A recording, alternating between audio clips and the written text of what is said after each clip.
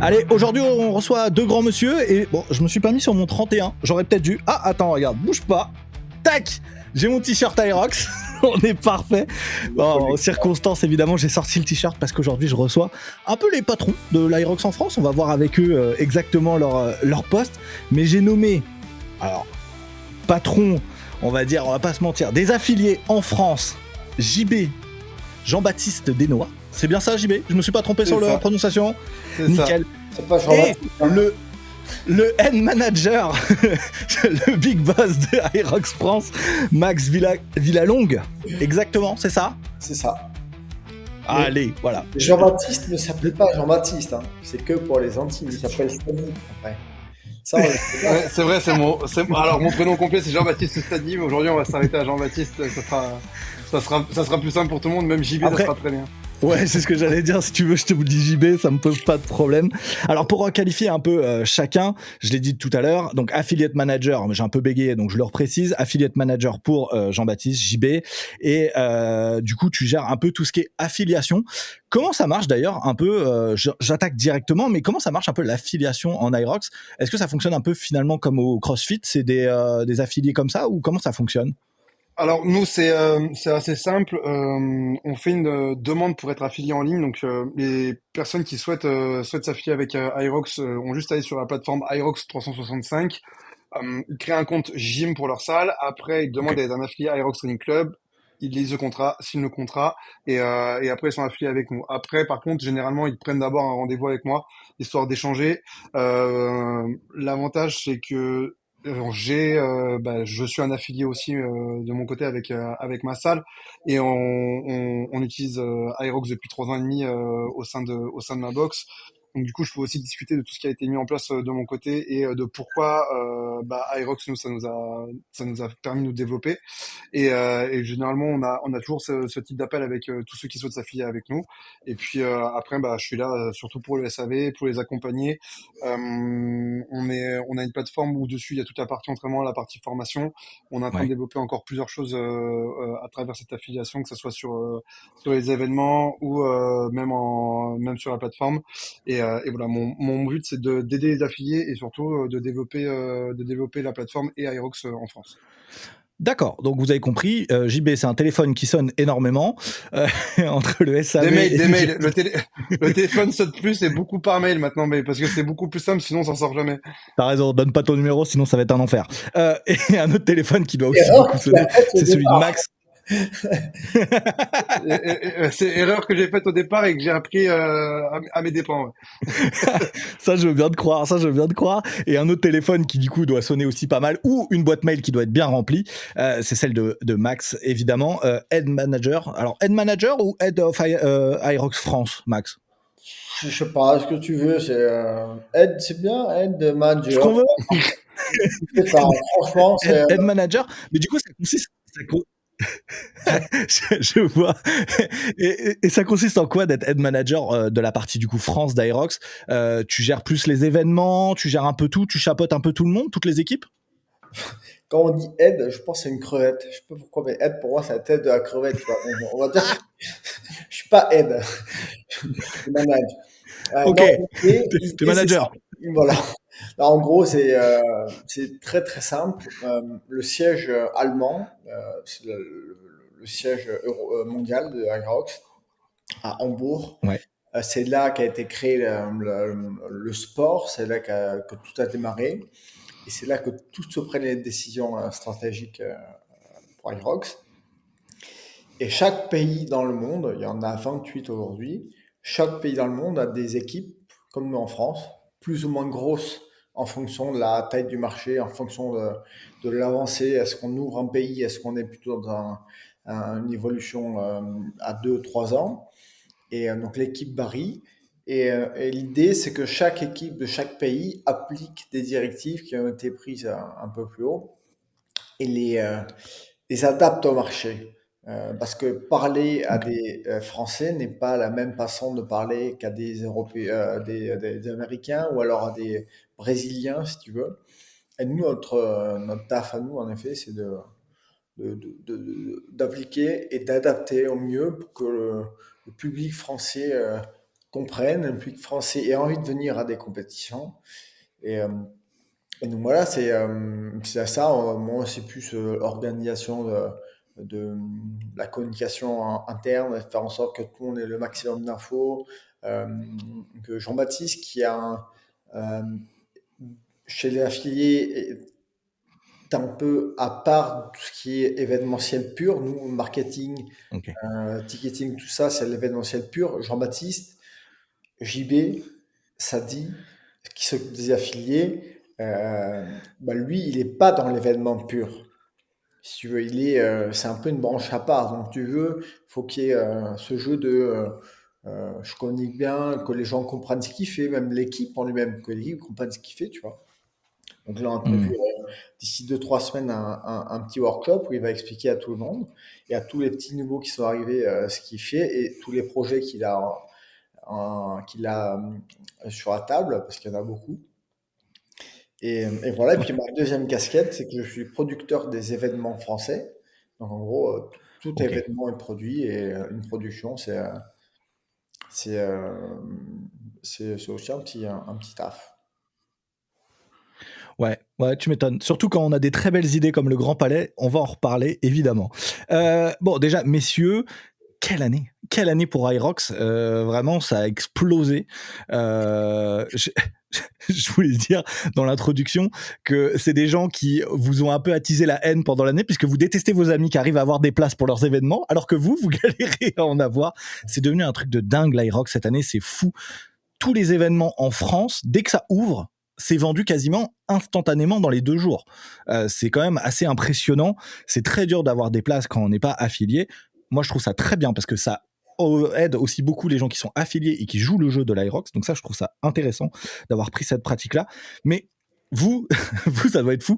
Quand est-ce qu'on se repose quand on a des événements qui sont blindés comme ça et beaucoup de problèmes à gérer, Max? Euh, j'ai pris, écoute, ma première semaine de vacances en 2 ans au mois de juillet. Avant, j'avais pas pris. Donc, c'est un beau projet qui demande du temps.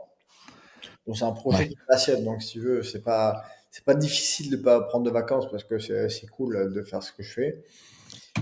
Et non, du coup, maintenant, j'essaie d'aménager mon temps. Et là, le mois d'août, j'ai bossé tout le mois d'août, mais j'étais pas à Paris, par exemple. Tu vois, j'étais dans le sud, dans ma famille, Ouais. avoir un rythme différent. J'arrive pas à déconnecter depuis 2 ans. J'arrive pas à me lâcher, même en vacances, une semaine, j'ai pas réussi à couper le complet. Euh, mais c'est le jeu et je joue avec et ça me rend pas malheureux et je suis plutôt assez content même quand je vois ce qui se passe. Donc, je, reposer, ça dépend ce que veut dire se reposer, mais en tout cas, je me sens reposé, bien et en effet, c'est intense, mais c'est cool. Tu m'étonnes, tu m'étonnes. À quel moment de l'année vous vous êtes rendu compte que ça a vraiment explosé? Est-ce que vous pouvez d'ailleurs même donner une date sur l'Irox a explosé à tel moment? J'ai l'impression quand même que l'événement Grand Palais a un peu tout fait exploser, notamment au niveau des vues sur Instagram, on va pas se mentir. Et je voulais savoir si au niveau des affiliés, est-ce que toi, JB, tu as eu un moment comme ça, une date un peu marquante qui t'a montré que là, on passe sur un nouveau step, quoi. Moi, de mon côté, avant ça, juste revenir sur la vente des billets, parce que même pour les affiliés, ça a été un peu la galère et j'ai pas envie qu'on se cache et qu'on fasse croire que tout s'est bien déroulé. On s'est vachement amélioré, surtout sur la vente de Nice là, parce que même pour les affiliés, bah c'est toujours pareil, il y avait beaucoup plus de demandes que d'offres. Donc, et à savoir que nous, on a un serveur externe à Aerox qui s'occupe de la billetterie. Il y a plein de choses qui ont été mises au point pour Nice. Tout a fonctionné pour Nice. J'espère que ça va continuer comme ça, mais voilà, c'est important de le dire.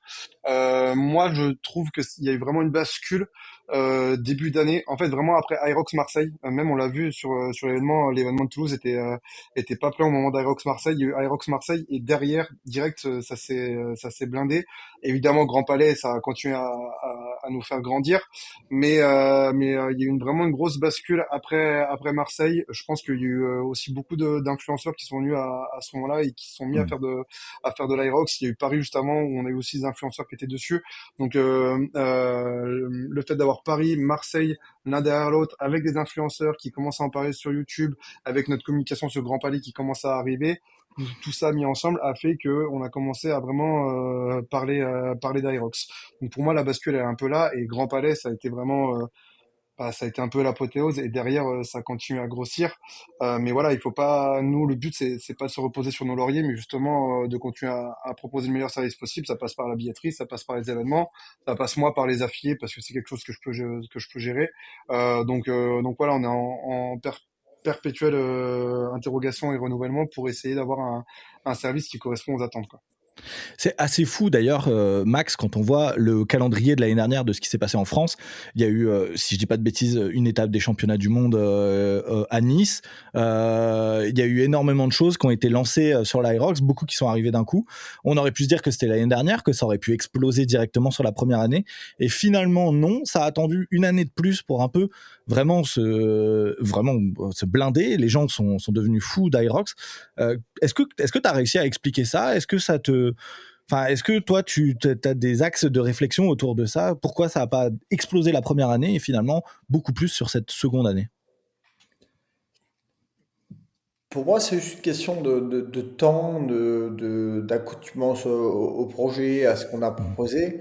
Euh, Compliqué d'arriver et de dire ça c'est trop bien, viens faire et c'est cool. Euh, Ouais. il a fallu convaincre et JB, ce qu'il a fait au début, ce que j'ai fait aussi la première année, c'est convaincre. Aujourd'hui, c'est plus facile, pardon, on va dire, euh, parce que les gens ils viennent vers nous facilement. Mais la première année, c'est nous qui allons vers les gens et c'est nous, on a passé des journées entières à appeler des gens, à les convaincre, à des salles de sport, ce que tu veux, à leur dire ah, c'est trop bien, machin, regarde ce qu'on peut faire, c'est communautaire, c'est facile, tu peux faire des jeunes, des vieux, des enfants, des pas enfants, des débutants, des athlètes de haut niveau. Et ce que nous, on savait déjà, euh, ben, il a fallu faire comprendre aux autres.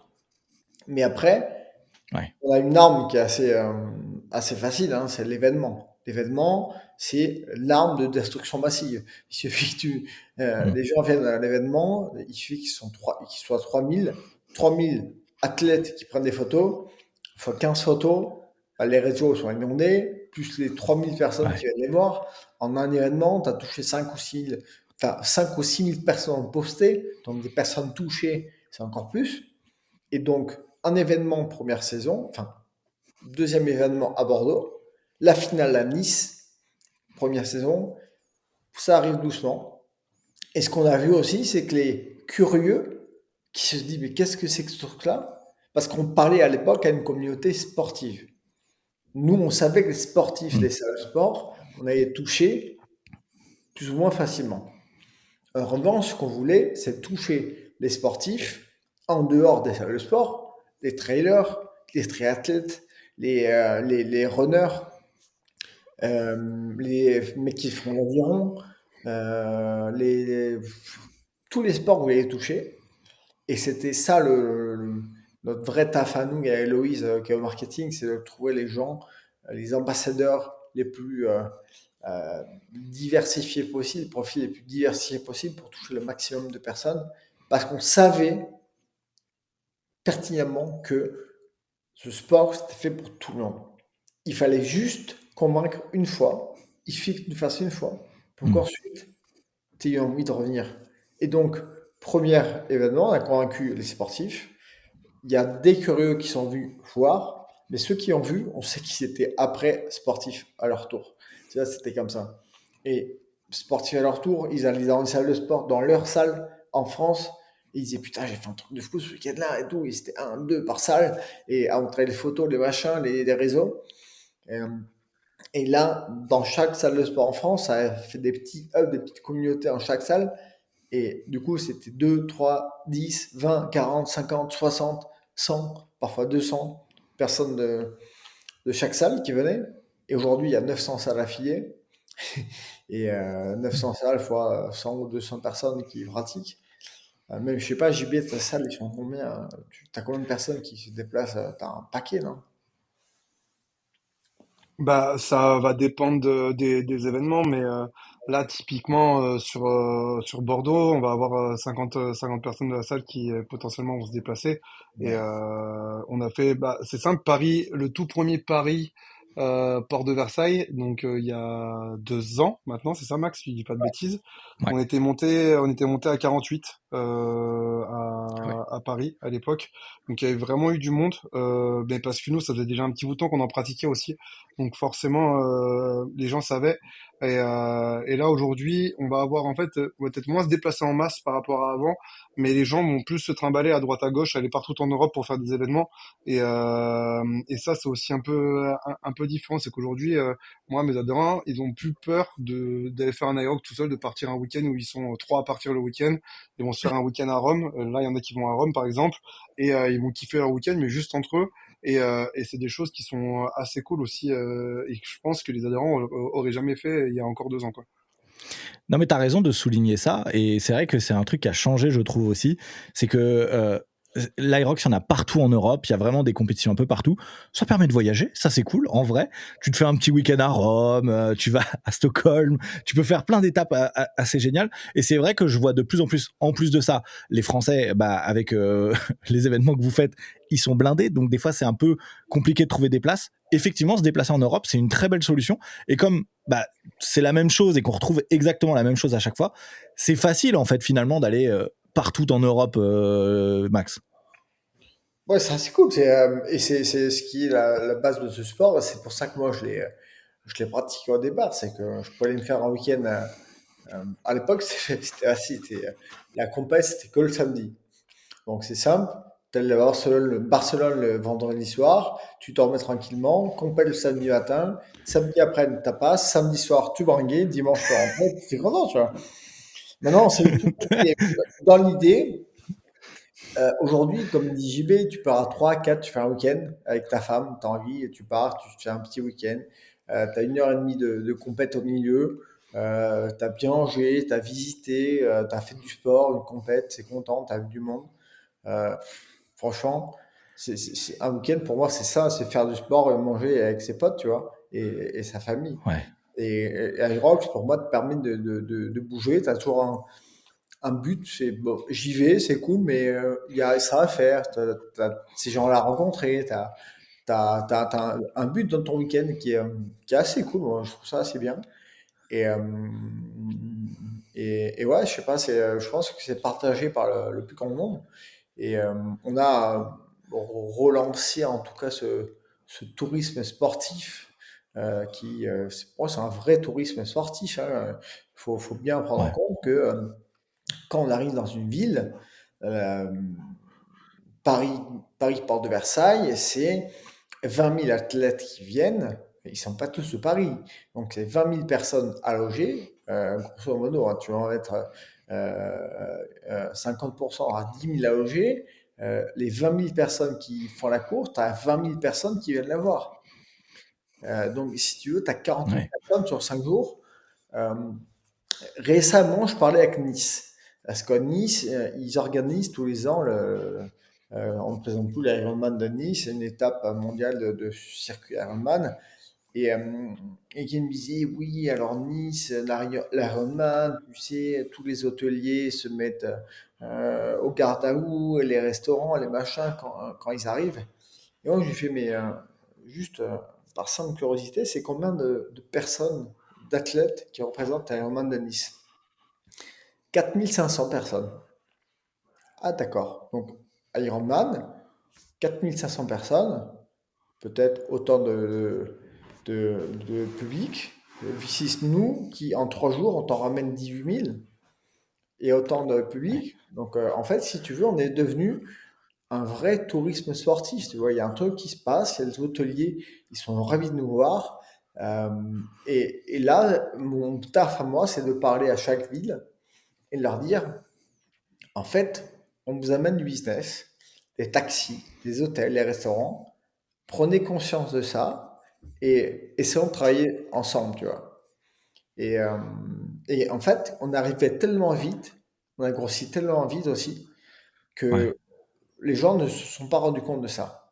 Mais on représente un poids économique Mm. qui n'est pas négligeable.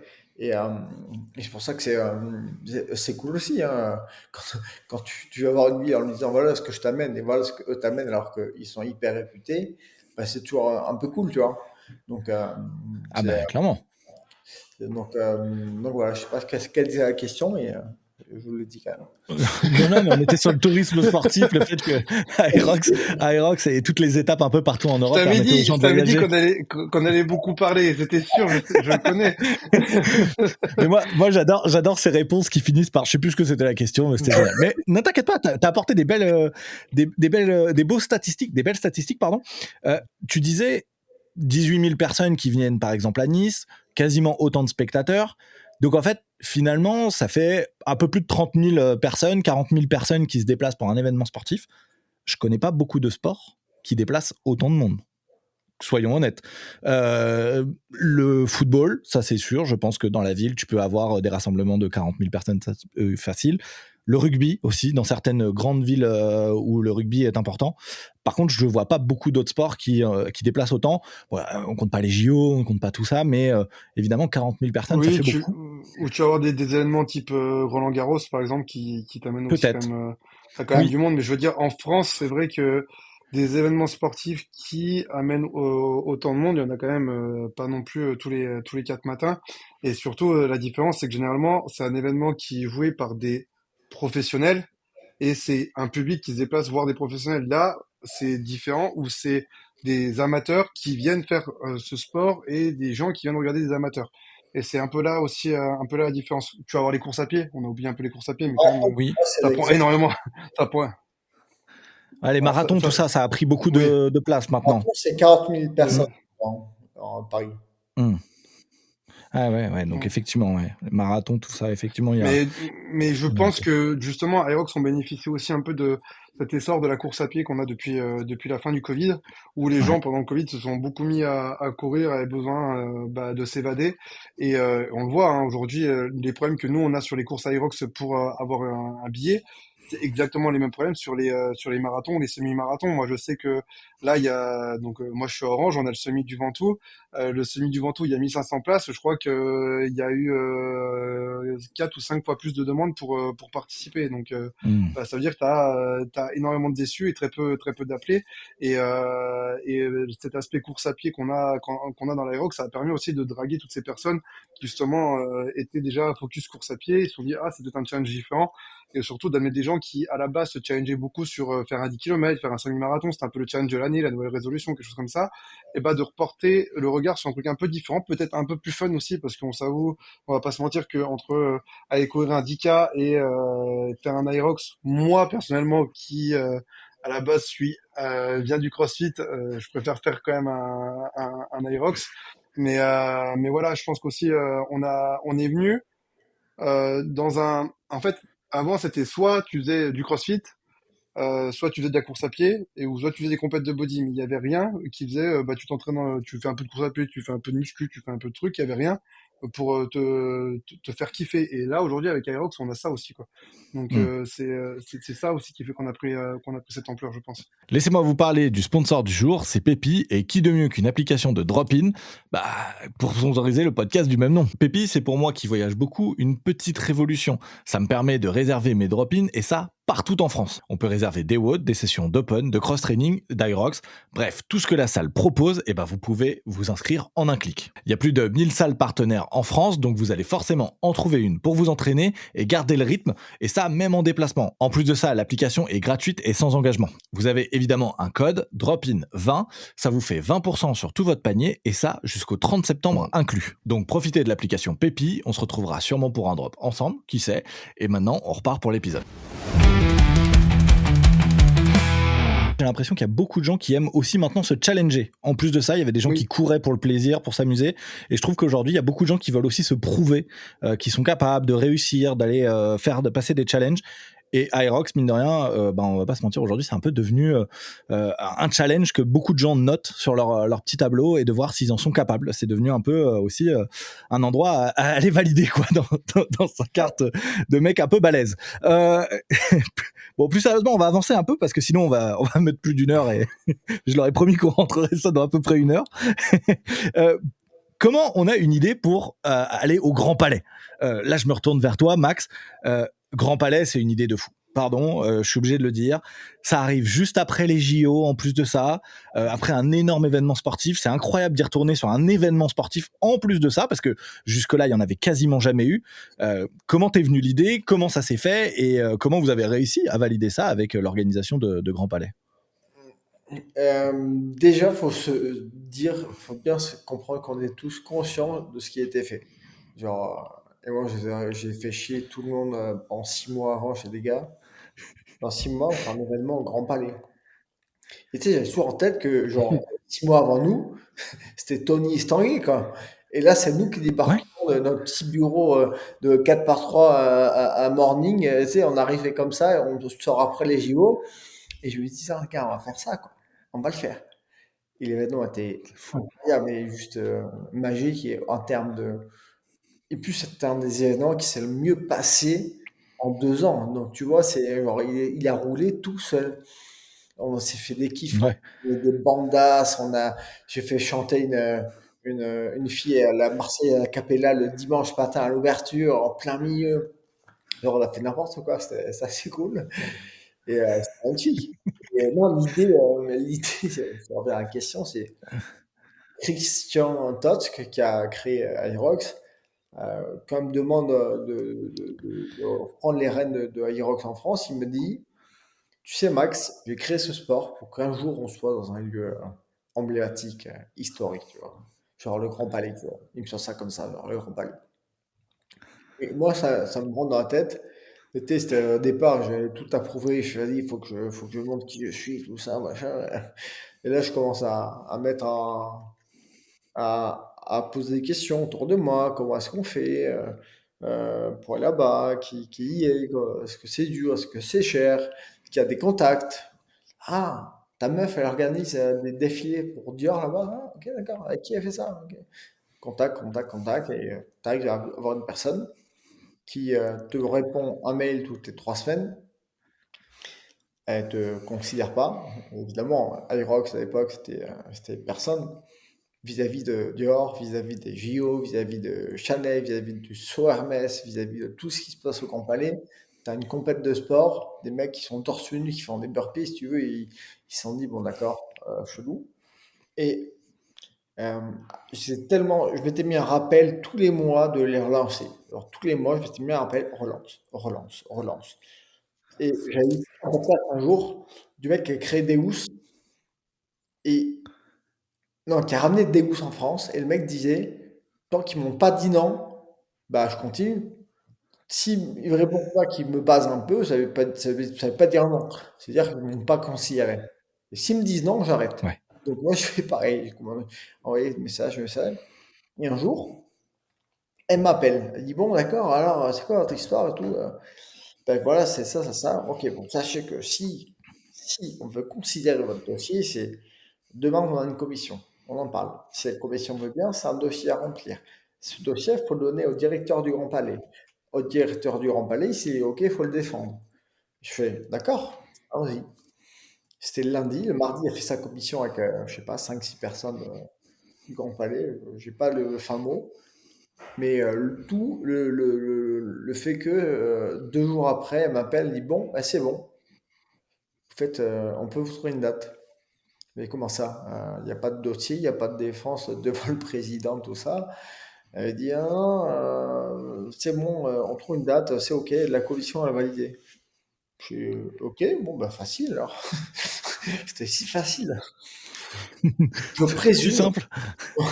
je présume qu'il y avait une personne autour de la table à la commission. Quand elle a mis le dossier Aerox sur la table, il y a dû avoir un mec qui devait connaître. Ouais. Qu'on avait Ouais, il eu y a un mec qui courait dans eu un l'histoire. on l'avait eu dans notre poche. Je ne sais pas qui c'est cette personne. Et du coup, qui avait dû dire, les gars, c'est trop bien. qui a dû parler avec la flamme de toutes les personnes qui parlent de Aerox quand ils parlent de Aerox. Et du coup, bah voilà, elle valide, on trouve une date et voilà, ça coûte tant. Ah, d'accord. Pas comme un événement classique là.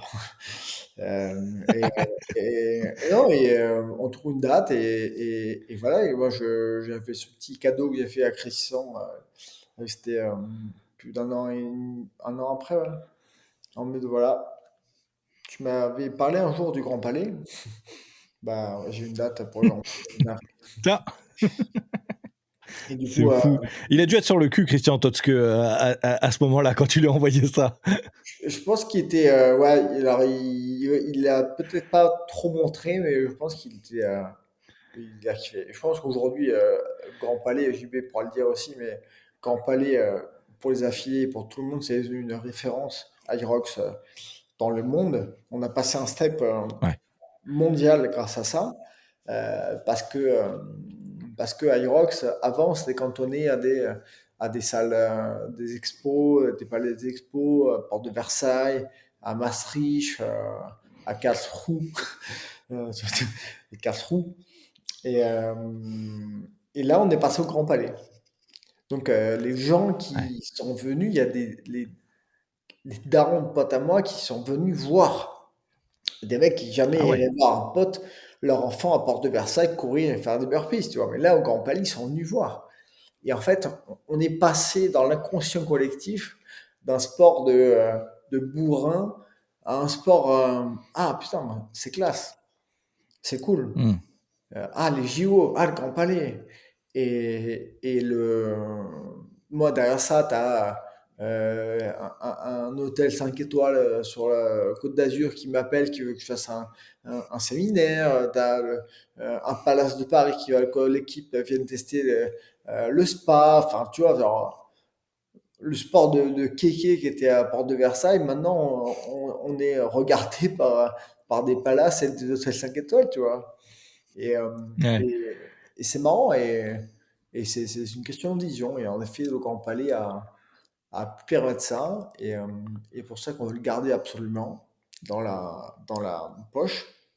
Donc on va l'avoir tous les ans. Là, je suis en train de me battre pour avoir plus de jours parce que c'est l'endroit le plus dur à négocier de l'histoire. Ouais. Et là, la discussion, j'étais encore au tel avec elle hier, elle dit, mais Max, tu sais que on peut pas, c'est d'abord les récurrents qui sont là et tout. Et je dis, mais Céline, on est récurrent. Je te signe un papier sur 20 Ah ans oui. s'il le faut maintenant. Tu veux qu'on soit récurrent? Donne-moi des billets, je veux 8 jours d'événements, j'en veux 15. Là, on parle de ça. Là, si on pouvait faire 15, on ferait 15. Ah ouais. Et on Ah a ouais, que ça a passé un step. ouais. Bon, pour l'instant, on va se contenter de 4. C'est déjà bien. C'est Non, pas mais alors, juste, ouais, tu m'étonnes, clairement. Mais un truc que j'aimerais te demander, tu l'as pas souligné tout à l'heure, mais combien ça coûte, si on peut le dire ou pas, combien ça coûte de louer le Grand Palais pour 4 jours? Je, je donne pas de chiffres.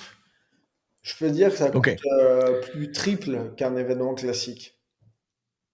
d'accord, ok. Ah ouais, donc Je parle en location ça pure, fait... hein. Là, je parle en location Ouais, pure. bah oui, bien sûr. Ouais, bien sûr. Plus Tu triple. m'étonnes. Ok. Et effectivement, un truc que je voulais relever aussi, mais là, on va te donner chapeau à Aerox Allemagne, si je dis pas de bêtises, qui ont organisé aussi un événement sur un aéroport, enfin, sur un aérodrome plutôt. Ça, c'était fou. J'ai l'impression que Aerox, effectivement, cette année, en tout cas, est passé des mecs qui font ça dans des hangars un peu sectes à quelque chose de très mainstream. Et je voulais aussi lever mon chapeau à tous les créateurs, les photographes, les vidéastes qui vous ont suivi sur Grand Palais.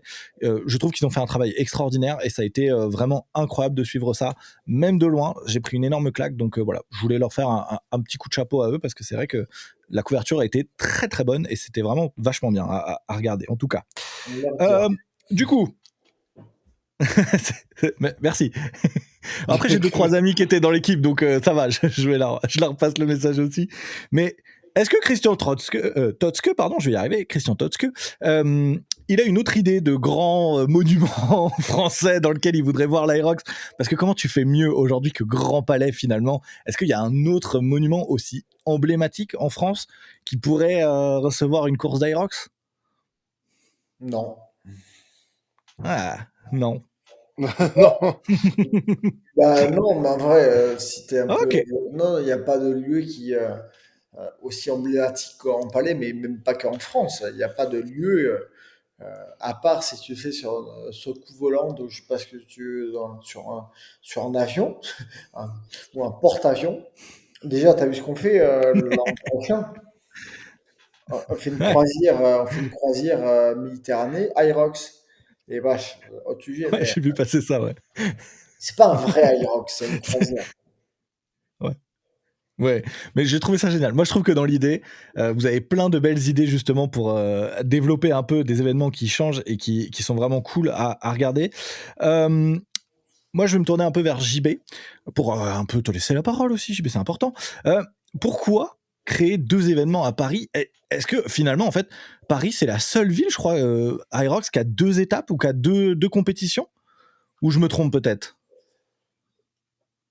Max, tu veux répondre en premier ou Non, tu me il laisses y a parler? Londres, juste pour dire ça, il y a Londres aussi qui a Ouais. deux. Ah, ok.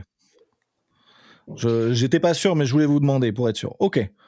Donc, bah, le but aussi, c'est quand même, on va dire que Grand Palais, c'est vraiment un événement signature et il faut le voir comme un événement vraiment mondial. Le but, c'est d'avoir une grosse caisse de résonance autour d'Aerox, mais que ça soit en France, mais que ce soit aussi au niveau monde. Je pense qu'on a pu le voir autour de l'engouement qu'il y avait sur Grand Palais, par rapport à toutes ces images qui sont sorties de Grand Palais.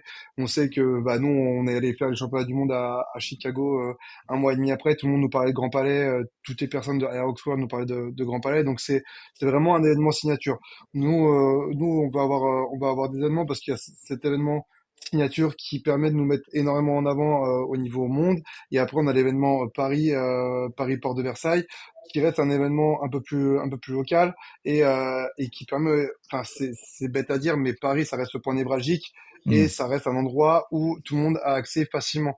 On voit la différence entre Paris et Nice. Nice, c'est beaucoup plus compliqué d'accès. Si tu habites à Lille, aller à Nice, c'est déjà quelque chose de beaucoup plus compliqué. Et aujourd'hui, de par l'engouement qu'on a au niveau d'Aerox en France, Paris, on se doit d'avoir deux dates dans l'année pour pouvoir satisfaire tout le monde sur la saison.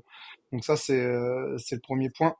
Et, euh, et surtout, on a aussi quand même beaucoup de salles affiliées qui sont présentes sur la région parisienne, sur le nord de la France. Ouais. Ça s'est beaucoup développé dans cette région-là et dans le sud-est. C'est vraiment les deux points de départ, on va dire, d'Aerox en France. Le sud-ouest a mis un peu plus de temps à se développer pour le coup. Mais c'est vrai que sud-est centre, enfin centre, nord plutôt, c'est les deux points névralgiques d'Aerox à la base. Et c'est comme ça que ça s'est développé aussi. Hein. L'an dernier, on a eu Nice et Marseille, par exemple, qui étaient dans le sud-est, donc qui étaient relativement proches. Et là, maintenant, l'objectif, bah, c'est de se déployer au fur et à mesure partout en France. Mais comme Max dit, ça reste des événements qui sont longs à organiser. Il faut trouver les bonnes villes, que les lieux soient disponibles, que la place soit disponible. Enfin, c'est tout une stratégie à mettre en place et Max le gère vraiment d'une main de maître pour le coup. Et c'est pour ça aussi que c'est parfois plus simple d'organiser deux événements à Paris parce que on a l'espace nécessaire à Paris et pas forcément dans d'autres villes, quoi. Je vois totalement. Vous disiez que Grand Palais avait mis, je crois que c'est Max qui disait ça tout à l'heure, que Grand Palais avait mis la France et Aerox France, en tout cas, qui s'est imposé dans le monde. Finalement, c'est notre rendez-vous mondial, Aerox Grand Palais. C'est quoi aujourd'hui la place de la France sur Aerox Monde? On est placé où finalement? Les Américains, on le voit avec leurs athlètes aussi, évidemment. Je ne parle pas du sportif pour l'instant, mais on voit qu'il y a beaucoup d'athlètes français qui arrivent. Ça se développe énormément. C'est quoi le marché aujourd'hui d'Aerox France sur la part monde d'Aerox, Max? Alors là, ça évolue tellement vite que j'ai pas les chiffres en tête, mais D'accord. encore sur la fin de l'année dernière, on était dans le top 3, tu vois, top 3 avec le Ah ouais. locomotive mondiale, c'est UK, c'est eux qui ont relevé Irox. Donc Irox créé avant le Covid, euh, évidemment juste avant. Irox qui tombe né dans le Covid. Covid, qu'est-ce qu'ils font? Bah, pas d'événement, rien. Du coup, ils inventent des challenges en ligne qui pour essayer de garder une communauté et de la faire grandir. dont JB a fait partie, ça il ne l'a pas dit. Et, suite à ça, euh, le pays qui a relevé Irox, qui a redynamisé tout ça, c'est les UK. Et les UK, du coup, ont été et sont encore le fer de lance. Derrière, euh, peut-être les US qui maintenant, mais ils sont tellement gros aussi, on ne peut pas comparer avec eux, mais ils sont tellement En gros. fait, le marché américain a énormément évolué sur la dernière année. Ça a vraiment explosé. Je pense qu'ils sont passés de 500 salles affiliées à 1500 salles en l'espace de même pas un an. Mais après, voilà, faut comparer aussi par rapport à notre marché, hein. C'est un pays, il doit y avoir 300 millions d'habitants, je pense, aux États-Unis, si je dis pas de bêtises. Donc Ouais. forcément, le marché est totalement différent du marché européen. On va dire que les États-Unis, c'est en termes de population, c'est toute l'Europe, donc forcément, ça grossit beaucoup plus vite. Le UK ont plus de 1500 salles affiliées, et après nous, on arrive pas loin derrière. Là, on est en bataille avec l'Allemagne, mais on a rattrapé l'Allemagne, on est très très proche de l'Allemagne à l'heure actuelle. À savoir que la France, au 1er juillet 2024, donc quand moi j'ai commencé à travailler pour Aerox en tant que responsable des affiliés, on était 224 affiliés. Et là, à l'heure actuelle, j'ai pas le chiffre exact, mais on est plus de 900. Donc Wow. en un an et 2 mois, on a vraiment explosé en termes d'affiliés. Et justement, on est un des plus gros marchés au monde à l'heure actuelle sur tout ce qui est partie affiliation. Et du coup, la partie affiliation en découle la partie événement avec Max. Ah Et ouais, je c'est crois, énorme. C'est quasiment x4, je crois, du coup. JB, Ouais, c'est ça, c'est le exactement. plus gros, il a la plus grosse progression en termes de salles de sport par mois. C'est ça, hein. Ah ouais. C'est ça, Ouais. c'est ça. Donc, Ah ouais, donc c'est énorme. Et surtout que du coup, parce que là tu parles des affiliés, en plus à la base, Aerox c'était plus ou moins jumelé avec Fitness Park, si je dis pas de bêtises, c'était un de vos sponsors, où tous les Fitness Parks devaient pouvoir proposer un espace pour s'entraîner Aerox. Là, les 900, c'est compté avec les Fitness Park ou c'est que des salles affiliées externes à Fitness Park? Non, non, là, dans les 900, tu as 120 salles affiliées Fitness Park. En fait, à savoir qu'il n'y a pas tous les Fitness Park qui sont affiliés avec nous. Donc, D'accord. c'est notre sponsor titre, pardon, Fitness Park. Mais là, Ouais. on a 120 de leurs salles qui sont, à pardon? Paris. Ils ont le sponsor titre à Paris. À Paris, D'accord. pardon, Ah oui, à ok. Paris. Juste avant que tu expliques, JB, il faut bien dire qu'on n'est pas. Fitness Park n'est qu'un partenaire comme les autres, dans le sens où un partenaire sur un événement, c'est quelqu'un une marque qui va nous donner de l'argent pour qu'on la mette en avant. Fitness Park, Ouais. il fait ça. Fitness Park a décidé de mettre un peu plus à Paris pour acheter le titre de Paris. Comme un stade, le D'accord. Matmut Stadium, ben, c'est la Matmut qui achète. Ben, Fitness Park a fait pareil. On vend Non. les titres d'événements et du coup, on propose des offres euh, d'accompagnement bien plus élevées que si c'était un partenaire classique. Ce qui est Ah ouais. bien avec Fitness Park, c'est qu'en plus de ça, comme nous, tu as bien compris qu'il y avait une partie événementielle, une partie affiliation salle de sport, et moi, je vends des partenariats sur mes événements. JB, D'accord. il vend des affiliations à des salles de sport. Et Fitness Park, ils font ce qu'aucun autre ne fait en France. Il n'y en a pas beaucoup, je crois, qui le font dans le monde. C'est qu'ils sont à la fois sponsors des événements, donc ils payent pour les événements, mais ils payent aussi pour que des salles à eux soient affiliées. Mais D'accord. Ah ouais. C'est bien de le donc, préciser. ils sont sur les deux, mais ce ne sont que des partenaires. C'est bien Ouais. ça que on n'a pas suffisamment communiqué et il y a eu des confusions parfois qui ont été faites. On n'est pas maqué avec Fitness Park. Fitness Park nous a pas acheté. On n'a rien à faire. On n'a pas plus à faire avec Fitness Park. Euh, enfin, si, parce que évidemment eux, ils sont beaucoup, mais dans le sens où ce sont que des salles affiliées au même titre que les 800 autres salles du réseau. Hmm. Et ce sont des Ok. partenaires au même titre que les autres partenaires qui viennent chez nous. Intersport achète Aerox Bordeaux. C'est Intersport Aerox D'accord. Bordeaux. Et du coup, euh, juste pour dire qu'il n'y a pas de deal particulier d'association qui a été faite, c'est des partenariats et des affiliations. Évidemment, Ok. on parle de beaucoup de clubs d'un coup. Personne ne vient avec 200 clubs ou 120 clubs City Spark d'un coup. Donc évidemment, c'est pas les mêmes deals, mais voilà que je voulais juste préciser ça avant que JB reprenne la main, pardon. Mais parce qu'on a eu, on a même pas mal communiqué, c'est qu'on n'a pas communiqué du tout là-dessus quand on a su qu'il y avait des rumeurs de tout ça. Et au début, c'était ah, mais Irox, le loco, c'est ci et ça, machin. Bon, JB t'en parlera, mais voilà, en tout cas, voilà. Bah, en plus, il y a eu le fait qu'on ait les mêmes codes couleurs, Aerox et Fitness Park, ça a encore prêté un peu plus à la confusion, pour le coup. Donc, C'est vrai. mais ouais, on a beaucoup grossi en France. Maintenant, le but à travers ça, et moi, ça se voit. Là, à l'heure actuelle, les affiliés vont le voir sur les prochains mois, mais parce que c'est beaucoup de travail en interne sur ça, c'est sur comment aider les affiliés et comment leur permettre bah, de grandir à travers Aerox. Moi, enfin nous, je vais pas dire moi, mais nous, en tout cas, Orange, on a été les premiers à s'affilier à Aerox à 3 ans et demi. On sait ce que ça nous a rapporté, on sait que ça nous a permis de toucher un nouveau public. Nous aujourd'hui, notre but avec ma division qui est Aerox 365, c'est vraiment que Aerox soit considéré en tant que sport à part entière. On n'est pas une méthodologie d'entraînement, on veut pas se comparer à CrossFit, c'est des choses qui sont différentes. Ok, et ça c'est vraiment important de le prendre en compte. CrossFit c'est une méthodologie d'entraînement. Il y a eu des CrossFit Games qui en ont découlé et qui sont devenus un sport. Nous c'est l'inverse, on a un événement sportif, et on veut en fait comme pour n'importe quel sport, et bah tu t'entraînes spécifiquement pour ce sport-là. On n'a aucune prétention à dire qu'on a une méthodologie d'entraînement, qu'on va sauver les vies, qu'on va sauver la terre entière et compagnie. Par contre, oui, effectivement, de par notre sport et de tous les aspects qu'on touche, tu vas forcément améliorer la santé des gens. Ouais. On va pas se mentir. Mais on n'est pas là en mode on va changer le monde et tout va être différent grâce à nous.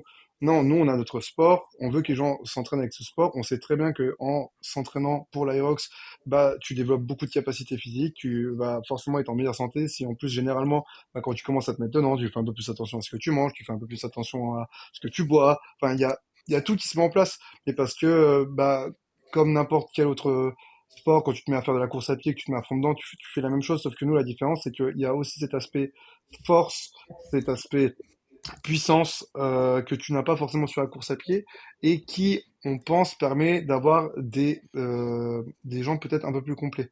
Alors, ça sera pas les gens les plus complets de la planète, non, ils savent pas faire des muscle-up, ils savent pas faire des snatchs, des trucs comme ça, mais en soi, on va dire que pour 99% de la population, je pense que quand tu commences à bien pratiquer l'aerox, tu peux être en bonne santé.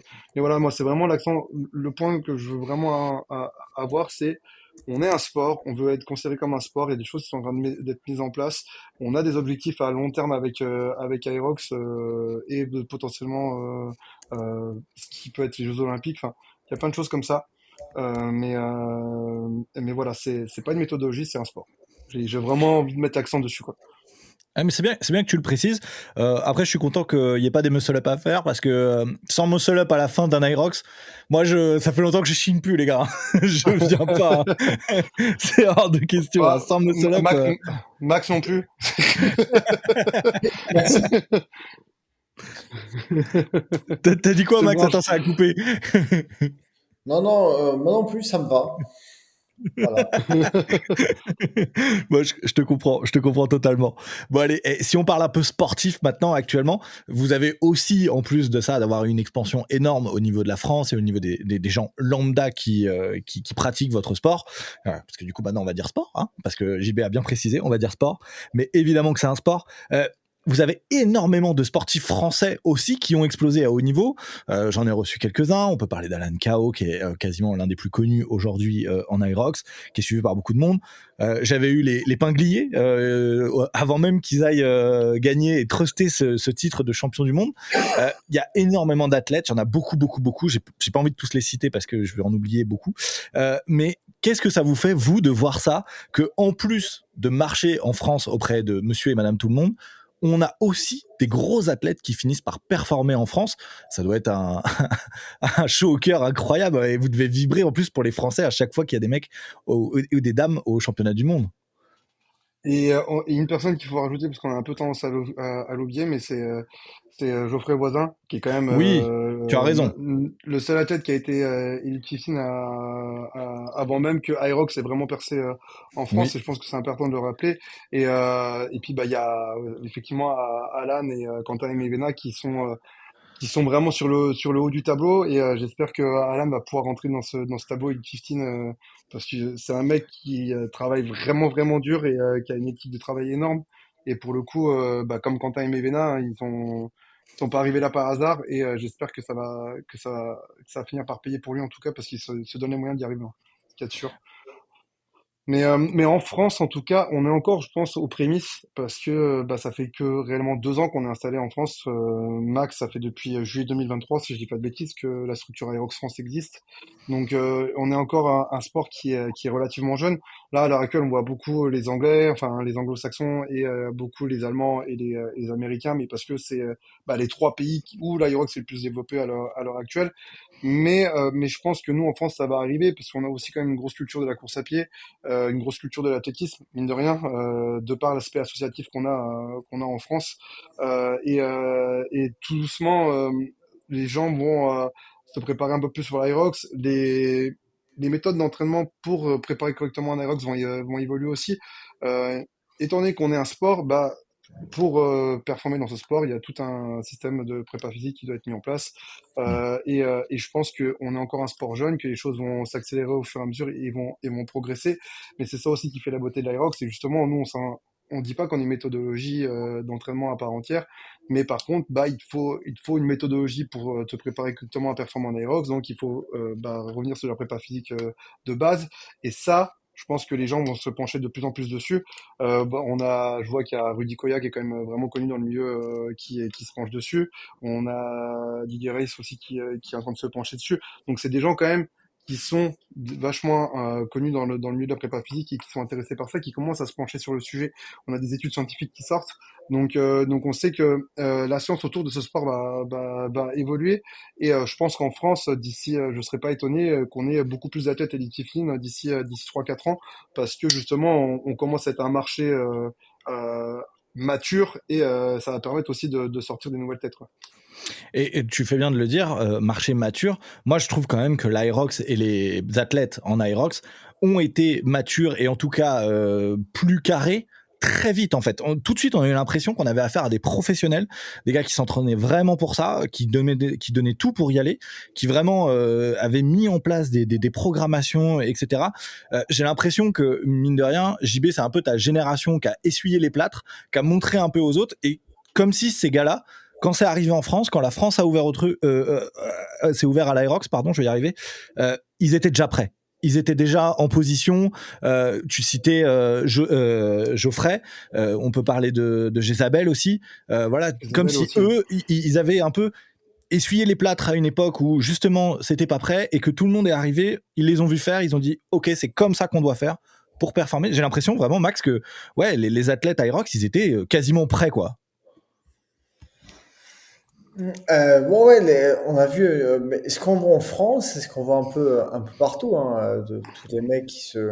En fait, ce que l'on voit, c'est que tous les mecs qui pratiquent aujourd'hui sont des mecs qui étaient dans les salles de sport déjà. En fait, on leur Mm. a juste donné les moyens de s'exprimer de façon très concrète et en corrélation directe à ce qu'ils faisaient déjà en salle. Des mecs en salle de sport, moi le premier, j'allais à la muscu, j'allais au crossfit, j'allais faire des cours de bike, des bootcamps, j'allais courir 2 à 3 fois semaine. Je faisais plein de trucs, mais parce que je voulais juste être en forme générale, tu vois. Je voulais pas me spécifier sur un sport. J'ai fait du rugby 20 ans, le sport spécifique, je l'ai connu. Là, aujourd'hui, j'avais envie de faire du sport, mais du sport généraliste, un truc vraiment qui me demande d'être fort, endurant, cardio, courir vite, soulever fort, enfin, soulever lourd. Mais en fait, il n'y avait pas de compète qui ressemble à ça. Pourtant, Mm. tout le monde s'entraîne comme moi. Moi, je suis pas un ovni, hein. Je suis un mec qui s'entraîne comme JB. JB, il allait courir, il faisait du crossfit beaucoup plus que moi, mais il faisait du cardio, il faisait du crossfit, il faisait de la course à pied, et tout le monde faisait pareil. Mais en fait, c'est là où Aerox a décollé, c'est qu'en fait, on est venu dire, les gars, mais en fait, vous saviez que, en fait, si vous aviez, avant Aerox, il n'y avait aucune option pour vous. Là, on vous offre une option. Et du coup, c'est pour ça que c'est facile. En fait, on leur dit, les gars, c'est ce que vous faites. On a fait une compétition, on a fait un circuit mondial, on a fait un classement, on a fait une finale, on a fait une saison, on a ouvert à tous les profils, les jeunes, les vieux. On a divisé en catégories les handicapés, les femmes, les doubles, les quatre. Et avec le même format pour tout le monde. Un truc qui est facile, identifiable, que tout le monde peut faire. Et pour qui correspond exactement à ce que tout le monde fait déjà. En fait, on n'a pas inventé des sportifs. On a juste révélé les sportifs qui étaient déjà un peu partout. Et comme ceux qui s'entraînent déjà, un mec qui s'entraîne tout le temps et qui n'a pas de but au bout, ben, évidemment qu'il va y aller, il va faire son truc et sans conviction profonde parce que c'est rien qui t'anime. Mais à un moment, on leur a dit, les gars, il y a une compète. Et là, tu es, ah ouais, il faut courir vite. Donc là, tu commences à dire, ok, bon, en fait, peut-être que mon entraînement, je m'entraîne, mais est-ce que c'est efficace? Parce que je vais être bon, je vais faire un temps. Donc là, je commence à professionnaliser un peu mon truc. Et les mecs qui étaient amateurs, qui le sont toujours, ils sont mis à se mettre des progs et à devenir athlètes. Les mecs qui s'entraînent aujourd'hui, c'est des athlètes pro. Hein. Moi, au rugby, je ne m'entraînais pas autant. Hein. Et enfin, presque. Mais tu vois, et en fait, c'est ça qui est trop beau. Pour moi, c'est un bienfait. C'est un bienfait Ouais. dans le sens où si il n'est pas poussé à l'extrême de l'extrême. Mais moi, ce que je vois aujourd'hui, c'est que les mecs s'entraînent plus, enfin, les mecs ou les femmes, les gens en général, s'entraînent plus, s'entraînent mieux, font plus attention à ce qu'ils mangent, font plus attention à leur sommeil, à leur récup. Et comme ils sont amateurs, ça ne les empêche pas d'un côté de faire la bringue de temps en temps. Tu vois, il y a un équilibre assez sain qui se fermé. Et parce que ces gens-là inspirent, tu vois autour de toi, plus tu fais du sport, à un moment, tu as des gens que tu n'avais jamais vus dans le sport qui vont se dire, là, je mets. J'ai mon meilleur pote qui a perdu 12 kilos en 6 mois parce qu'il en avait ras le cul de nous voir partir en week-end, faire des footings à chaque fois. Il s'est dit, putain, moi aussi, je veux le faire avec vous, tu vois. Et du coup, il s'est mis à faire du sport. Et du coup, il a emmené les autres personnes de sa boîte qui voulaient, et c'est un cercle vertueux, tu vois. Et parce que l'un le fait, tu as envie de faire pareil, tu as envie de faire pareil. Et du coup, pour moi, c'est c'est magique. Juste, et pour moi, ce goal, cette compète, c'est le, le point que tu veux atteindre, le challenge que tu veux passer, que tu peux faire à plusieurs. Donc peut-être tu n'es pas seul en plus, tu peux le faire, tu as une communauté, tu as ta salle, tu peux le faire à deux. Enfin, il y a tout qui est réuni pour amener les gens vers du bien-être et on le sait, le sport, c'est la base de tout. Sans prendre soin de son corps, tu peux rien faire, tu vois. Et du coup, bah, là, Il y a Bah, ça, et surtout, et surtout, moi, un truc que j'aimerais rajouter, en fait, c'est que Aerox aussi, ça permet de, il y a très peu de sports où, au bout du compte, tu peux, moi, j'ai des potes qui font des Aerox avec leur père, tu vois. Enfin, hmm. quel sport, dans quel sport, au bout du compte, tu peux te dire, à part aller faire un marathon, un truc comme ça, mais tu te dis, ok, bah, vas-y, je m'inscris avec mon père, on a 30 ans d'écart, mais on s'en fout, et on va faire un Aerox ensemble. Et en fait, il y a presque pas de sport où tu peux faire ça, tu vois. Enfin, moi, je rêverais de faire ça avec mon père au rugby, mais à 60 balais, peu cher, je le mets sur un terrain, il se fait couper en deux, et même moi, déjà à 35, je pense que je me fais dégommer, tu vois. Donc non, mais c'est vrai, c'est un des seuls sports où tu peux kiffer avec quelqu'un de ta famille, avec ton père ou avec ta sœur ou n'importe qui ou avec ton, enfin, et c'est ça aussi qui est cool avec Aerox au bout du compte, c'est qu'on a permis d'ouvrir le sport et de rendre le sport fonctionnel beaucoup plus accessible. Ouais, ouais, je suis d'accord avec toi. Et en plus de ça, vous lui avez mis, enfin, je dis vous, mais les créateurs d'Aerox ont mis un cadre, et ça, je trouve ça bien. Même un truc qui est assez important, et je trouve que c'est assez facile aussi pour les gens qui se projettent à y aller, c'est que c'est facile à comprendre. Tu arrives, tu sais ce que tu as à faire. C'est le défaut de certains autres sports où c'est un peu compliqué, il y a des règles un peu complexes, des fois c'est pas toujours pareil. Là, c'est un peu toujours la même, enfin, c'est toujours la même chose du coup, mais c'est simple à comprendre, et je pense que ça va vite dans l'idée des gens. Et en plus de ça, c'est des choses qu'ils ont l'habitude de faire, comme disait Max tout à l'heure. Quelqu'un qui est allé à la salle, c'est que des mouvements qu'il a déjà fait. Donc en fait, dans sa tête, il se rend vite compte ce que ça représente de faire 80 mètres de lunge, 1 kilomètre à chaque fois.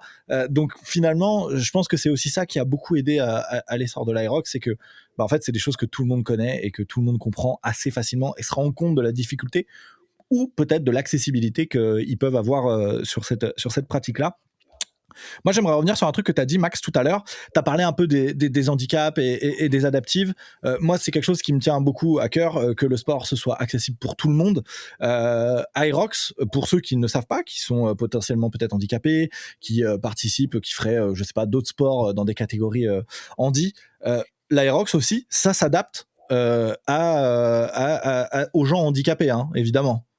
Tous les handicaps. Euh, on a une ambition olympique, hein, on ne cache plus, on a une ambition d'être sport olympique dans quelques années. Et une des conditions, c'est pas pour ça qu'on l'a fait, mais c'est aussi c'est une condition olympique, donc on met beaucoup de cœur à ce que ce soit bien fait et ne pas seulement une partie oubliée de notre événement, mais tous les handicaps sont divisés aujourd'hui. Tu as des divisions handicap, manque un bras, enfin manque un membre, pardon, manque supérieur, manque inférieur, déficience visuelle, déficience moteur. Tous les handicaps sont listés. Et du coup, ouais, nous, on a vraiment à cœur de tous les faire participer. Et donc, pour chaque handicap, chaque division, il y a des adaptations qui sont différentes. Mais en tout cas, il y a un brief qui est fait avant les courses. Il y a un brief qui est fait le jour de la course. Ils sont accompagnés par des race directors qui sont là pour les aider. Donc ouais, c'est une vraie partie de notre compète. On est heureux de l'avoir. Et Ouais, et dans les... quand tu fais ta course et que tu cours, parce qu'il faut bien comprendre que Irox, ceux qui l'ont jamais fait, tu cours, tout le monde se mélange. C'est vraiment, tu Ouais. passes et tout le monde se mélange. Et quand tu cours, que tu vois près de toi quelqu'un qui est en fauteuil roulant, qui roule, qui va tirer, qui va faire ses burpees adaptés, tu vois, ça te fout des espèces de frissons, t'as qu'une envie, c'est repartir au plus belle, tu vois. Tu te dis, mais quelle chance j'ai d'être enfant, déjà, tu te dis ça, et puis quelle force, ça te met une claque, tu vois. Et ça, Ouais. tout le monde en profite, c'est un truc de malade, donc c'est assez cool. Tu parlais de claques, moi j'aimerais nommer un peu aussi des gens qui sont handicapés, qui ont fait des Aerox. On peut penser, pour ceux qui sont fans de sport et de JO, à Marie Patouillet, qui avait gagné notamment en cyclisme sur piste, qui l'a fait avec son coach Enguerrand, qui est un ami à moi, donc voilà, je tenais à le Je suis signaler. compète Et avec un autre gars. Enguerrand samedi. Hein. Hein? Je fais une T'es en compète je avec fais un Enguerrand? Irox avec Enguerrand samedi, là, en doule. Fais attention, parce qu'il est un peu énervé en ce moment, là, il est un peu à cran. Voilà, Donc, il fait peur. Hein, mais je sais pas où. je veux bien te croire.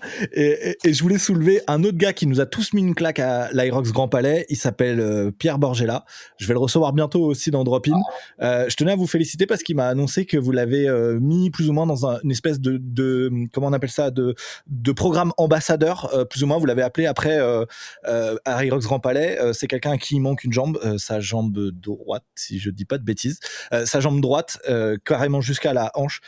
Il nous a tous surpris. Il a fait l'Aerox comme vous et moi, avec quasiment la même chose. Il a quasiment très peu adapté, à part quelques petits détails. Vous pourrez le voir dans l'interview qui arrive bientôt dans Drop-In. Mais chapeau à vous, bravo de l'avoir intégré et d'avoir intégré des gens qui marquent comme ça vos événements. Franchement, voilà, je peux rien dire. Juste chapeau, messieurs.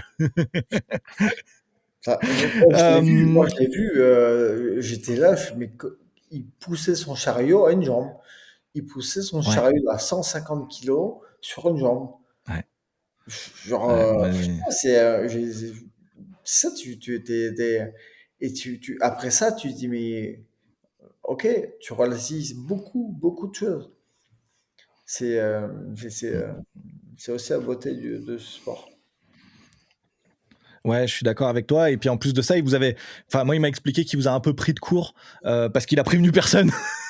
Il est arrivé comme ça, il s'est dit allez, je vais faire l'Aerox classique sans problème. Et puis vous avez juste adapté, je crois que son chariot était un chouïa moins lourd que les valides et il avait par exemple qu'une kettle sur le farmer carry parce que évidemment sinon ça aurait été trop compliqué pour lui.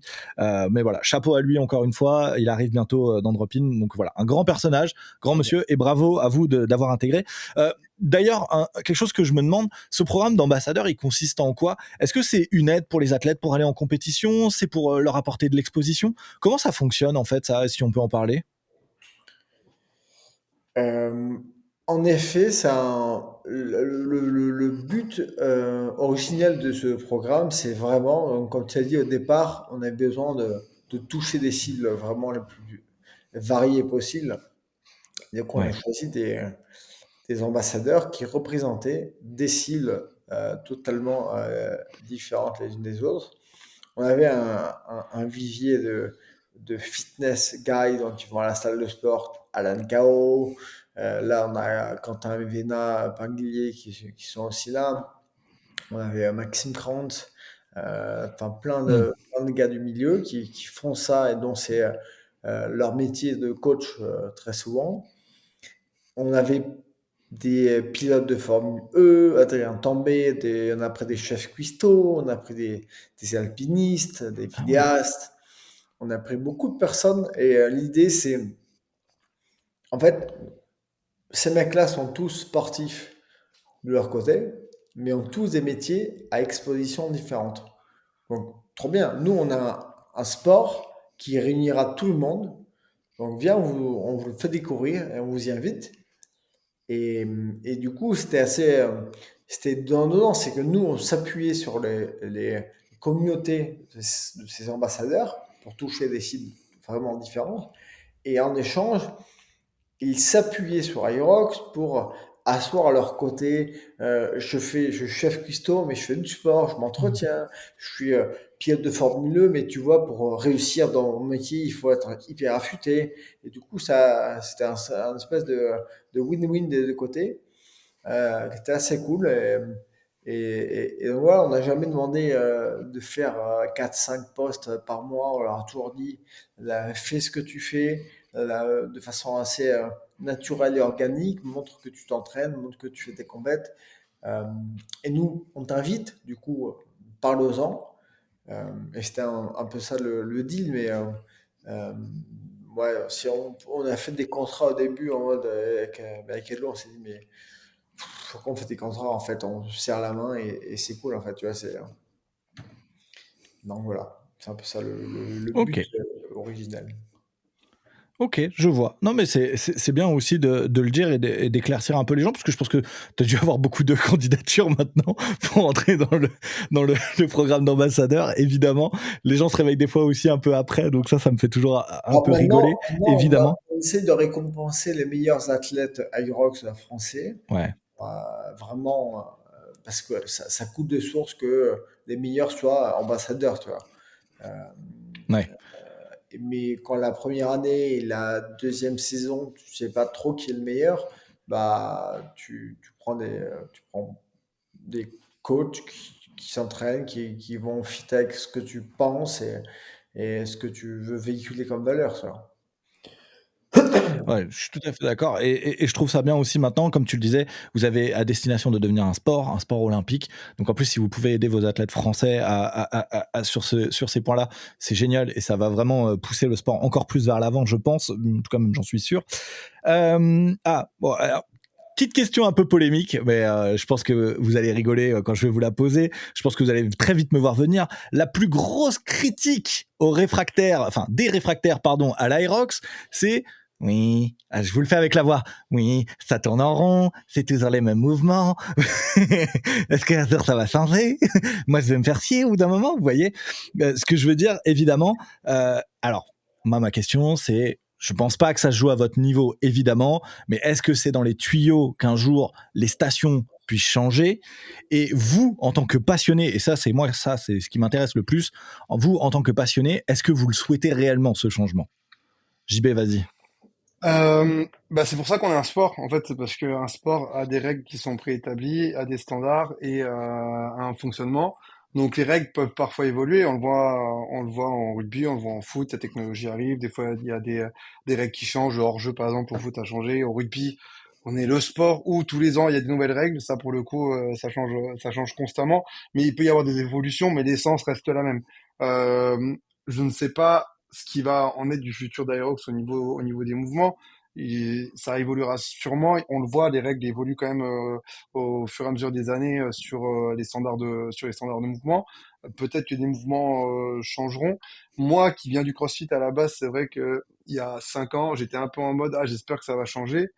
Et en fait, au fur et à mesure, je me rends compte que quand tu as un sport qui est standardisé, c'est cool aussi parce que tu te prépares pour l'événement, tu sais à quoi tu t'attends et en fait, c'est l'essence même du sport. Le sport est standardisé. Après, la course va pas forcément se dérouler de la façon dont tu le souhaites et c'est aussi un peu le truc, c'est que tu te prépares pour l'événement pour être au top à l'instant T, mais des fois t'es pas au top, des fois il y a des événements de course, des fois bah tu te retrouves à être un peu moins bien, les 3 derniers jours tu les as moins bien gérés, t'as moins bien dormi, enfin t'as tout un truc aussi et ça te permet bah, de te dire bah, sur la prochaine course je vais faire autrement et de changer un peu ta façon de voir les choses. Et moi c'est ce que je kiffe parce que je viens du rugby, parce que je me suis toujours entraîné comme ça, j'étais en centre de formation et tu t'entraînes pour un sport spécifique. Et c'est pour ça que moi, je veux vraiment mettre en avant aujourd'hui le fait qu'on ait un sport et justement que les affiliés arrêtent de proposer Aerox juste comme un truc, oh, on va proposer 3-4 heures d'Aerox par semaine parce que ça va nous permettre de faire ramener Ghislaine qui a 60 balais et qui veut pas faire de CrossFit par exemple et on va lui faire de l'Aerox et elle sera contente, mais de vraiment le voir en tant que sport à part entière. Nous, par exemple, à la salle, là, on a encore rajouté 2 heures, donc on a 18 heures d'aérox par semaine, mais Ah ouais. avec de l'entraînement normal où on fait de la force, où on fait pas juste des trucs de 50 minutes à se pulvériser la bouche, mais tu fais de la force, tu fais du renforcement, tu fais de la prépa spécifique course à pied, tu fais de la prépa spécifique sur les ergos, tu fais du travail technique sur tous les ateliers qu'on a sur les courses. Et c'est ce que je veux amener, moi, en tant que responsable des affiliés, à long terme, que les gens voient Aerox comme ça. Et après, il y aura toujours des gens qui critiqueront, il y a toujours des gens qui critiqueront, qui diront que c'est redondant, il y en a qui diront que c'est du sport business, parce que on est sur aussi, et moi j'en ai conscience, on est aujourd'hui sur une méthode qui est différente. On a beaucoup été sur du sport associatif en France, et avec Aerox, comme avec CrossFit, on est sur du sport où pour pouvoir utiliser la marque, tu es obligé de payer une affiliation. C'est un système qui est différent, c'est un système qui vient des États-Unis à la base, et pour qui, bah, nous, en tout cas sur l'Europe, c'est un peu plus compliqué parfois de le comprendre et d'entendre. Et ça, j'entends très bien les gens qui sont pas OK avec ça. Parce que on est rentré aussi à l'ère du 21e siècle beaucoup plus dans du sport business que ce que ça pouvait être avant. Et voilà, aujourd'hui, Aerox a quand même une grosse renommée. Les gens qui veulent utiliser la marque sont obligés de payer, mais derrière, ils bénéficient de la renommée de Aerox pour pouvoir utiliser la marque, et c'est le système qui est en place. Il y en a qui sont OK avec ça, il y en a qui sont pas OK, et ça voilà. Mais nous, ça reste toujours le même objectif. De toute façon, un sport, que les gens le considèrent comme un sport. Là, je sais que au sein de ma division, justement, on va beaucoup mettre l'accent sur ça, sur la saison prochaine, sur Aerox, c'est un sport et c'est pas juste un passe-temps et c'est pas juste, enfin, c'est vraiment, bah, vous vous préparez pour les courses, mais vous êtes aujourd'hui des gens qui pratiquent l'Aerox et vraiment que les personnes demain se disent, bah, je fais de l'Aerox comme je fais du rugby. Comme ça devient vraiment, bah tiens, on est début de la saison, qu'est-ce que je vais faire cette saison? Bah, au lieu de dire je vais faire du basket, bah, je vais faire de l'Aerox. Et c'est vraiment ce sur quoi moi je travaille à l'heure actuelle, un peu, un peu en sous-marin, on va dire, mais parce que moi j'ai toujours grandi avec le sport et j'en ai un peu marre qu'on vienne nous comparer à certaines disciplines ou qu'on nous compare à CrossFit parce que c'est des choses qui sont totalement différentes. C'est comme je compare pas le rugby à 15, le rugby à 13. Il y a Hmm. le mot rugby, mais c'est deux choses différentes. Là, dans l'Aerox, on va avoir, oui, on va avoir les stations fonctionnelles où on va les retrouver forcément en CrossFit, mais à part ça, il y a rien qui est pareil, ok? Et oui, un mec qui fait du CrossFit peut très bien être bon en aérox, mais à un moment donné, si tu veux performer en aérox, il faut que tu te spécialises pour être en aérox. Comme un mec qui s'entraîne en CrossFit, tu le mets sur un terrain de rugby, il va être suffisamment massif pour encaisser des coups. Mais à un moment donné, si tu prends pas des coups dans la gueule, eh ben, tu les encaisseras jamais. En fait, c'est toujours ça qu'il faut prendre en compte. Et c'est pour ça que nous, on veut développer ça avec Aerox. Faire un sport. Ouais, donc finalement, si on t'écoute un peu JB, et si je dois un peu retranscrire aux gens, faut voir l'Aerox comme l'entraînement que vous faites, c'est là que ça doit être varié, c'est là que vous devez vous amuser tous les jours, au quotidien, et en fait, les compétitions, c'est les matchs du week-end qui... En fait, finalement, un match sur un sport classique, c'est toujours la même chose. Tu affrontes une équipe, tu marques des points, tu marques pas de points, tu t'en sors. Ça varie un peu, mais la course, elle variera toujours aussi en Aerox. Comme tu le disais, il y a des moments où on est plus fort. Tu vas pas comprendre pourquoi. Tu vas arriver, tu vas prendre un parpaing sur les lunges, alors que d'habitude, c'est ton point fort. Des fois, ça arrive. Et Max, c'est tu ça. partages... Vas-y, Et pardon, JB. juste, je reviens juste sur ça, mais je pense que c'est important aussi de le prendre en compte, c'est que l'entraînement pour un Aerox, tu vas faire toute une planification qui peut faire 12 semaines, 16 semaines, 20 semaines, et en fonction de ça, tu vas avoir des cycles. Il va y avoir des cycles où tu vas faire des choses beaucoup plus variées, mais il va y avoir des cycles où tu vas rentrer dans du beaucoup plus spécifique. Et ça, donc ça vient de la prépa physique. Et là, oui, ça va être un peu plus redondant, mais parce que va falloir à un moment donné se spécialiser sur le sport. Et ça, je pense que c'est important de le prendre en compte, et c'est ce qu'on fait, nous avec Aerox, et comme avec n'importe quel autre sport aujourd'hui. C'est ça que je veux que les gens comprennent, c'est que il faut arrêter de croire qu'il faut se mettre des cartouches tous les jours, et qu'il faut juste faire des entraînements longs, et parce que non, ça devient du spécifique, il faut tout bosser pour pouvoir être performant à un moment donné en Aerox, peu importe ton niveau, que tu vises à être Elite 15, ou même juste améliorer ton temps. Mais ça, les gens qui ont ce genre de discours, moi je soupçonne que c'est les mecs qui aimaient pas les prépas de retour de vacances. Vous savez, là, quand il fallait faire un mois à Bâle, ceux qui détestaient ça, moi je parie que c'est ces gars-là aujourd'hui qui ont les mêmes commentaires. C'est sûr. Est-ce qu'un jour, on aura le droit à l'Elite 15 commenté en français? Moi j'adore écouter les commentaires en anglais, je trouve que les commentaires en anglais c'est incroyable, c'est une vibe exceptionnelle, un commentaire en anglais c'est fou, mais je pense que en français on aurait 2-3 gars un peu chauvins, un bon public qui pourrait absolument suivre nos français, mais ça c'est mon côté 100% franco-français.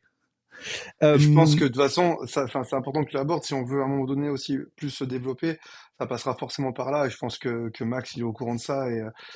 Parce que nous aussi, ce qui est cool avec notre sport, c'est que c'est super niveau entertainment.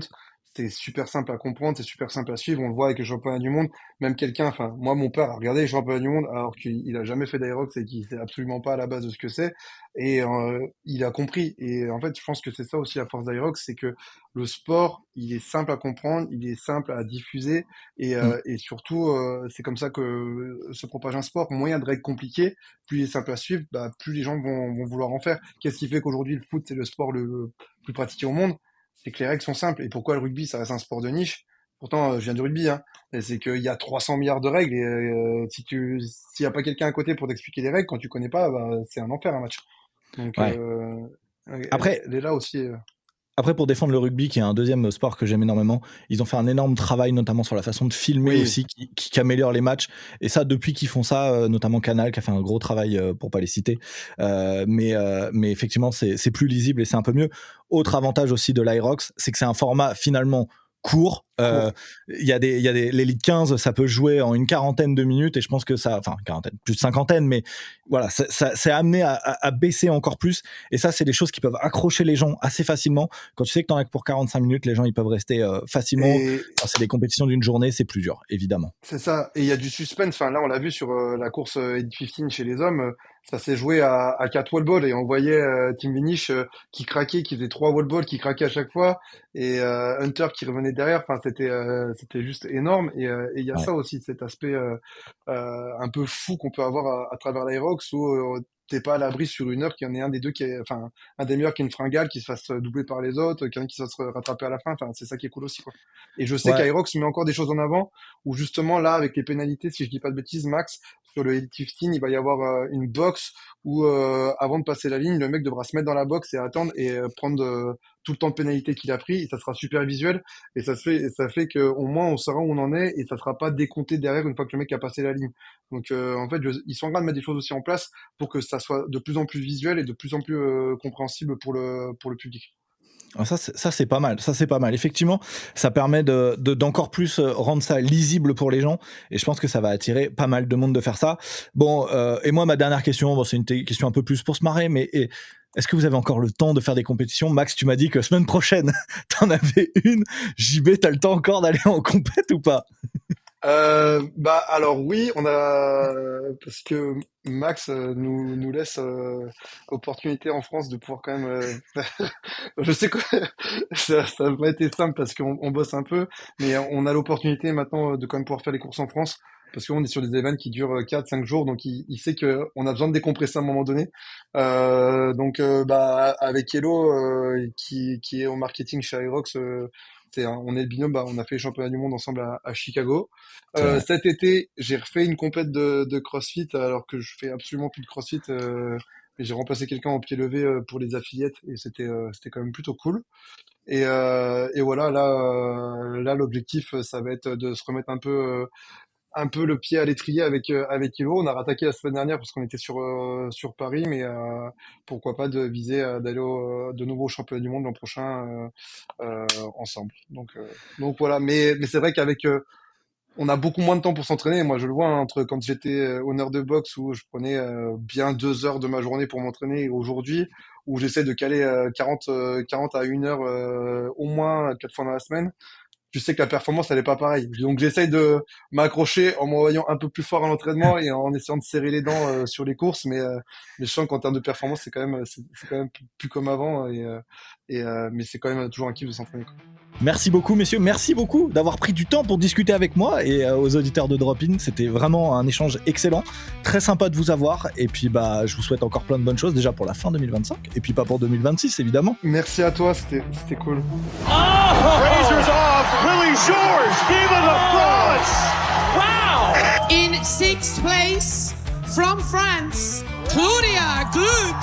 That is a test win for CrossFit Jena. Viva la France for Victor, 100 points! But Mavena Pinglish from France, I mean, that is a serious run right now. JK getting schooled on how to run fast right now by Team France.